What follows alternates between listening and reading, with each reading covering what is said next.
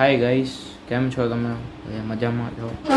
તો આજે આપણે આ જે રહ્યું એ બીજું એક પાવર સપ્લાય રિપેરિંગમાં એવું છે જે આપણે આજે આને ફૂલ્લી રિપેરિંગ કરશું. જે ચાલો આપણે જોઈ લઈએ આપણે કઈ રીતે રિપેરિંગ કરી છીએ આ વિડીયોમાં. તો ગાઈઝ, આપણે આ જે રહ્યું કેમેરા ઉપર સ્ટેન્ડ ઉપર કેમેરો રાખી દીધો છે. તો હવે આમાં પહેલાં તો આપણે જોવાનું છે આમાં જે ફોલ્ટ શું છે. તો કે આમ જોઈએ એટલે કંઈ આઈસી કે એવું કંઈ ઉડેલું છે નહીં. મને આ દેખાય છે કે ભાઈ મને આ કેપેસિટર જે એ ફૂલાયેલા જો દેખાય છે. આ એક ફૂલાયેલું છે, આ એક ફૂલાયેલું છે. તો બનશે ત્યાં લગી આને બદલાવ્યા પછી ચાલુ થઈ જશે. તો કેપેસિટર આપણે જે રહ્યું આ જ વેલ્યુનું નાખવાનું છે. અત્યારે ચાલુ નથી ગાઈસ, હું તમને કહી દઉં, અત્યારે ચાલુ નથી થતું. 100% ગેરંટી છે કે ભાઈ આ રિપેરિંગ થઈ જશે. અને આપણે આ કેપેસિટર અને આ બે ઉપરના જે કેપેસિટર જે રહ્યા ને એ બે આપણે બદલ લઉંશું ને એટલે થઈ જશે. ને આ 400 UF 10 UF છે અને આગળના જે રહ્યા એ 16 વોલ્ટ 1000 UFના છે આ કેપેસિટર. તો આને આ બેને ચેન્જ કરશું, આને પણ ચેન્જ કરશું. ચાલો આપણે આ જોઈ લઈએ વિડીયો. તો ગાઈઝ, હું આ કેપેસિટરને ડિસોલ્ડિંગ તને કરી નાખું છું અને હું જોઈ લઉં છું મારા પાસે કેપેસિટર હોય તો તમે ગાઈઝ કન્ટિન્યુ વોચ કરજો અને આમાં નવું કંઈક શીખવા મળશે. ને ગાઈઝ, તમે છે ને આ સીધું ડાયરેક્ટ લાઈન ઉપર ન કરતા કંઈક આ રીતે આપણે સિરીઝ બોર્ડ બનાવેલું છે. જે સિરીઝ બોર્ડ ન બનાવતા આવડે તો મને કોમેન્ટ કરજો, આપણે એના ઉપર એક વિડીયો લઈ આવશું કે ભાઈ સિરીઝ બોર્ડ કઈ રીતે બને. તો આપણે આ વિડીયો જોઈ લઈ છીએ કેટલોક છે લાંબો થાય છે. તો ચાલો આને આપણે આજ રિપેરિંગ કરી લઈ છીએ. તો ગાઈઝ કન્ટિન્યુ વોચ કરજો. તો ગાઈઝ, જો મારા પાસે આ એક કેપેસિટર છે જે ઓકે છે કન્ટિન્યુ. તમે જોઈ શકો છો 33 UFD છે અને 400 વોલ્ટ છે. આના કરતાં ગાઈઝ થોડુંક મોટું લ્યો એ ચાલશે, બાકી એના કરતાં 10 UF કરતાં નાનું ન લેતા, નકર કેપેસિટર બ્લાસ્ટ થશે. તો આમાં આપણે આ કેપેસિટર એમાં બેસાડશું પોઝિટિવ નેગેટિવ. એટલે ગાઈઝ આમાં આપણે પોઝિટિવ નેગેટિવ જોઈને બેસાડી દઈશું. આના કરતાં થોડુંક મોટું લેજો. આ 33 UFનું છે એટલે આ ઓકે કહેવાય. 10 UF એટલે કાંઈ ન કહેવાય, જેથી કરીને પાવર પ્રોપર જે રહ્યો એ ફિલ્ટર કરી શકે. અને અહીંયા એક 2200 UFના બે કેપેસિટર આપણે નાખશું જે 25 વોલ્ટ 1000 UF ને આમાંય છે.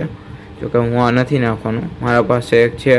તો આને આપણે એક ટ્રેક ખાલી કરશું તો આ 2200 UFનું જ થશે. જો આપણે આ કેપેસિટરનો જે રહ્યો પોઝિટિવ જે રહ્યો અહીંયા આવ્યો. જો આ ટ્રેક આપણે અહીંયા કરી તો અહીંયા શું છે તો કે ભાઈ અહીંયા એક ઇન્ડેક્ટર લાગેલું છે, પણ ઇન્ડેક્ટર અત્યારે નથી, હટી ગયેલું છે. એટલે એ પોઝિટિવ સીધો પોઝિટિવમાં ગયો કેપેસિટર, અને નેગેટિવ તમે જોઈ શકો છો. આ નેગેટિવ જે રહ્યો નેગેટિવ જો અહીંયા આવ્યો, આ કેપેસિટરના અહીંયા આવ્યો છે નેગેટિવ, બરાબર. એટલે આપણે એક કેપેસિટર નાખશું તો એ ચાલશે, આમાં એટલી બધી કંઈ જરૂર છે નહીં. તો આને આપણે બદલાઈ લઈએ છીએ. જોઈ લ્યો, ડિસોલ્ડિંગ હું કરીને બતાડી દઉં છું તમને. તો ગાઈસ, આપણે આ રીતે કંઈક રિપેરિંગ કરી નાખ્યું છે, ડિસોલ્ડિંગ કરી નાખ્યા છે કેપેસિટર. હવે તમે કહેતા હશો નિકુંજભાઈ હવે આપણે કેપેસિટર ક્યાં મળશું, અમને યાદ નથી રહ્યા. તો જો કાંઈ નથી, આ નેગેટિવ જે રહ્યો એ આ લીટાવાળી સેટ જે રહ્યો નેગેટિવ એ રીતે નેગેટિવમાં બેસી જશે.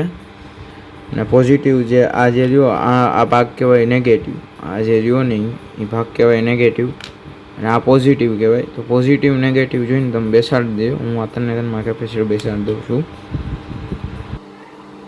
તો ગાઈઝ જોઈ લો, આપણા કેપેસિટર બદલાઈને એવું છે. હવે આ કમ્પ્લીટ છે ચાલુ.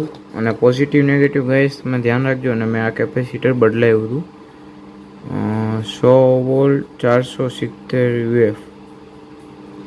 ગાઈઝ આ નહીં ચાલે, સોરી. એના માટે 400 વોલ્ટ એ જ નાખવું પડશે. તો ગાઈઝ એ હું કેપેસિટર અહીંયા નાખી દઈશ. ત્યાર પછી તમારે અહીંયા ન્યુટ્રલ ફેસ દઈને તમારે ચેક કરી લેવાનું છે કમ્પ્લીટ છે કે નહીં.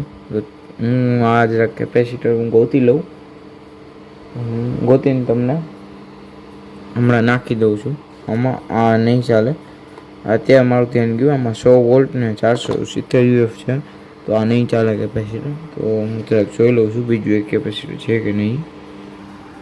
તો ગાઈઝ મળી ગયું છે કેપેસિટર. આ મેં કેપેસિટર નાખી દીધું છે 400 વોલ્ટ 33 યુએફ 33 યુએફ છે. અને એનું આપણે કાઢ્યું હતું એ 100 યુએફ ઓલું હતું, કઈ ગયું કેપેસિટર. હા આવ્યું. જો 400 વોલ્ટ 10 યુએફનું કેપેસિટર હતું. તો આ ચાલશે, કાંઈ વાંધો નથી. અને કેપેસિટી વધી ગઈ છે, બસ એ જ છે. તો ચાલો આપણે આને ચેક કરી લઈ કમ્પ્લીટ છે કે નહીં. જો કાંઈ પણ હશે શૂટિંગ કે એવું કાંઈ તો સિરીઝ લેમ્પ ચાલુ થઈ જશે. તો અહીંયા પોઝિટિવ નેગેટિવ હું ગમે તે કંઈક વસ્તુનું મારીને ચેક કરાવી દઉં છું તમને. તો ગાઈઝ તમે જોઈ લો, કમ્પ્લીટ ચાલુ થઈ ગયું છે આપણે. તમે જોઈ શકો છો માં કાંઈ કાંઈ છે નહીં ફોલ્ટ. તો કમ્પ્લીટ ચાલુ થઈ ગયું છે મોટર. આપણે પાવર સપ્લાય ઓકે થઈ ગયો છે.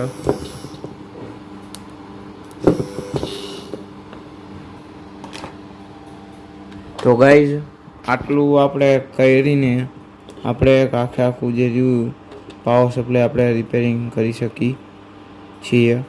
જો અહીંયા આપણે કેપેસિટર કાંઈ હીટ એવું કંઈ થતું નથી કે કમ્પોનન્ટ હીટ કે એવું કંઈ થાય છે કે નહીં આપણે જોઈ લઈશું.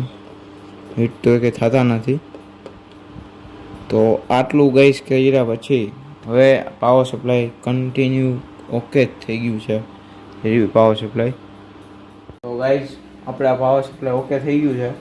તો આ જે રહ્યું પાવર સપ્લાય કમ્પ્લીટ ચાલુ થઈ ગયું છે. ખાલી 3 વસ્તુથી ને ઉડેલું જે રહ્યું કેપેસિટર છે, અંદર એક ડાયોડ આવી, ડાયોડ ઉડેલો હોય તો ડાયોડ આપણે બદલાવીને કમ્પ્લીટ ચાલુ કરી શકીએ છીએ. તો આ વિડીયો તમને કેવોક લાગ્યો, ગમ્યો હોય તો લાઇક શેર એન્ડ સબસ્ક્રાઈબ કરજો નિકુંજ ઇલેક્ટ્રોનિક્સને. ઓકે, સબસ્ક્રાઈબ કરજો. Okay bye. હવે આપણે એક નેક્સ્ટ વિડીયોમાં લઈને આવશું જે રહ્યું હોય એટલે સાઉન્ડનો રહેશે જે રહ્યું હોય. આ તો એક ભાઈબંધનું હતું કે ભાઈ મને આ રિપેરિંગ કરી દે એટલે આપણે એને કરી દીધું છે રિપેરિંગ. તો ગાઈઝ ઓકે બાય. આમાં જો કાંઈ ન સમજાણું હોય તો મને કમેન્ટ કરજો એટલે હું તમને પ્રોપરલી હું તમને સમજાવી દઈશ. ને લાઇક શેર એન્ડ સબસ્ક્રાઈબ કરજો. Okay bye.